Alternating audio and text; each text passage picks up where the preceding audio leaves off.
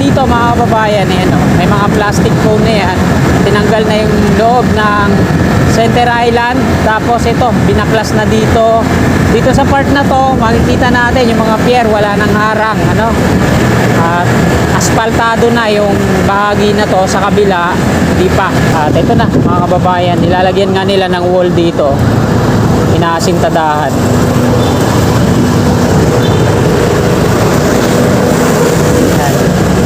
Mamaya, pakita ko ulit sa inyo yan.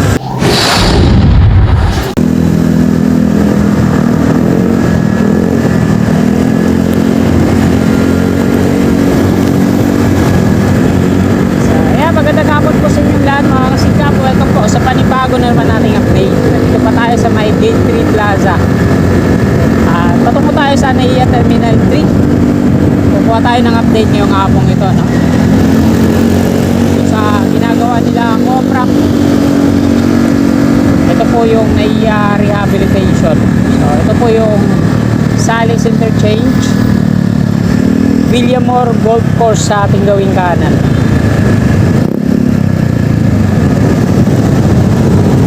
Araw po ngayon ng Sabado, ika-14 na po ng Hunyo taong 2025. Ika-2 at 21 na po ng hapon.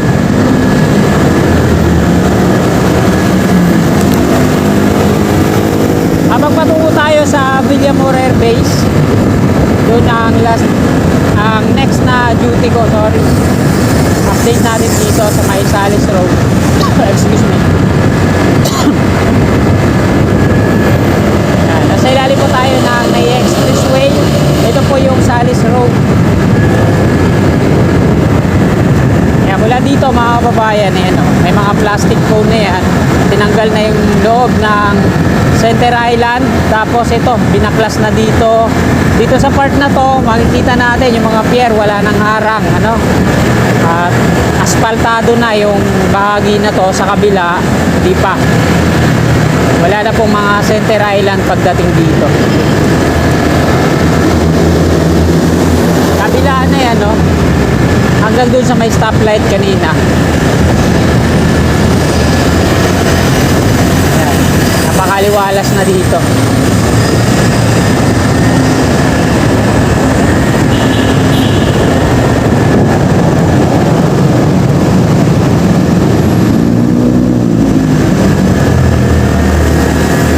Ito kaka-asfalto lang, nilagyan ng plastic cone. Ayan, diyan ako mamaya pupunta. Dito tayo mag-U-turn sa may circle.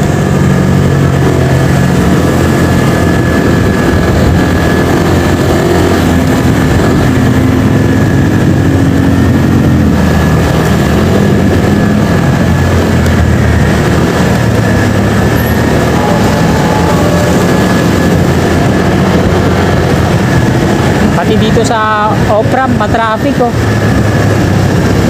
Hirap, matagal bago makalabas dyan, no, sa toll. Abala.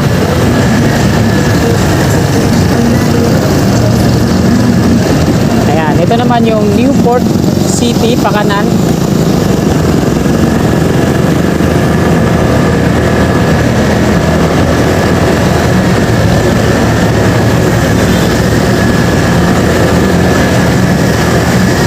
On-ramp naman sa mga patungo ng Terminal 1 and 2 at Macapagal Boulevard sa kaliwa.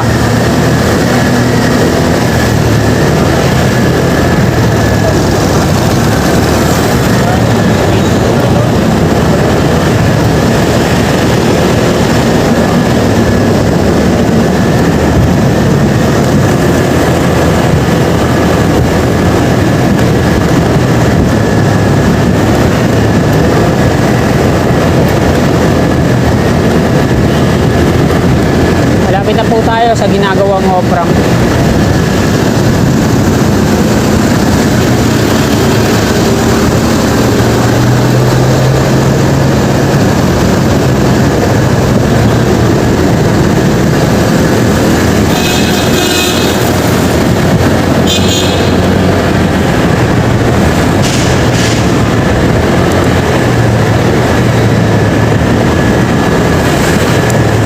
yung sa kanan natin. Ayan o, may mga net.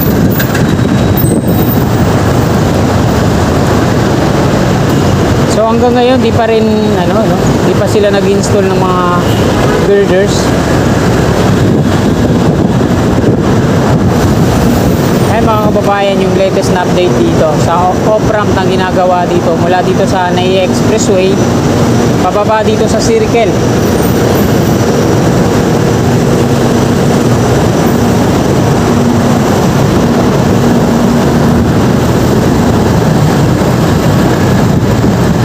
Yan. Bali 7 yung mga pier columns po na ginawa nila dito at halos lahat na yan ay konkreto na.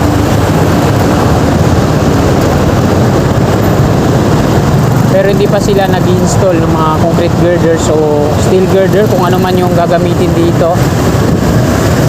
Mga kumakanan patungo yan ng Rojas Boulevard. At ito na mga kababayan, nilalagyan nga nila ng wall dito, inaasintadahan.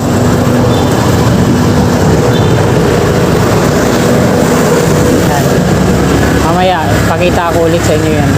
Tapos na nila installan ng mga sheet pile hanggang dito sa dulo. Bali yung bahagi na yun na hindi nila sinagad doon ay in-installan naman nila, inasintadahan.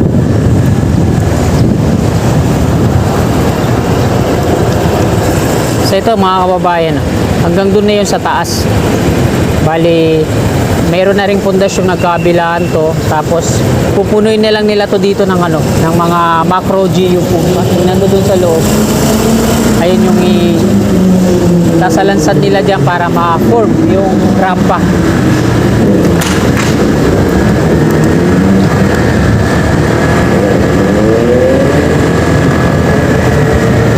Dito sa loob yung mga macro GU foam na gagamitin dyan, ayun, ilalagay dun sa mga loob ng sheet pile.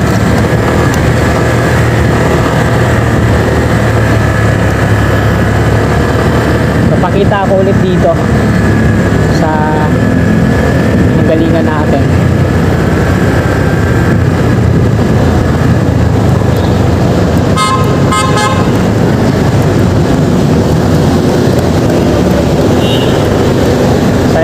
Hanggang dyan yung mga sheet pile, tapos inaasintadahan nila dito sa ilalim ng kapitong pier, tapos hanggang dyan sa may naka white helmet yung asintada sa dulo ng sheet pile na yan,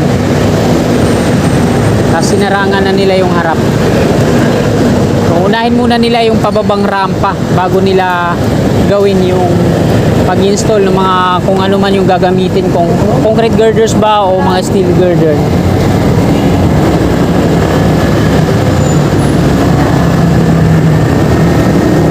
Pabalik na po tayo, patungo tayo sa Villamor Airbase. So ayan po yung latest na progreso na ginagawa na Grand Apex. Sila po yung contractor, gumagawa po dito subcontract ng San Miguel Corporation. Ito po yung NAIA Rehabilitation.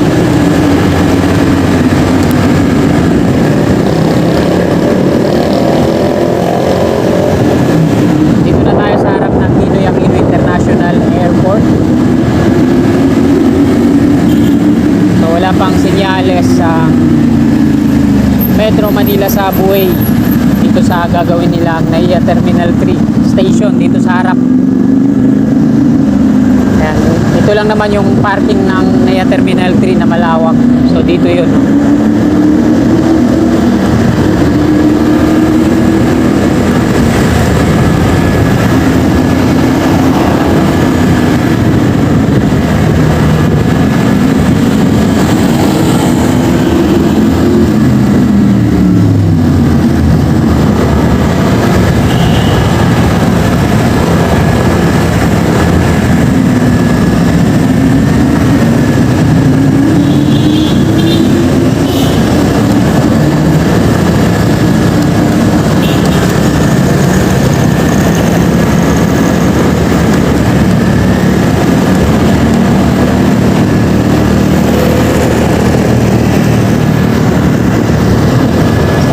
Tayo sa may toll. Ito yung on-ramp patungong Skyway. U-turn slot naman dito sa kaliwa. Sa mga patungo naman ng mga Pagal Boulevard.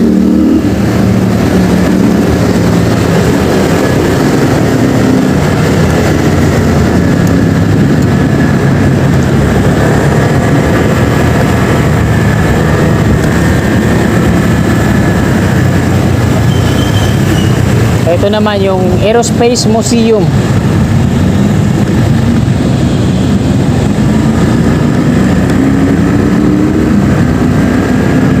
So papasok na ako dito sa dito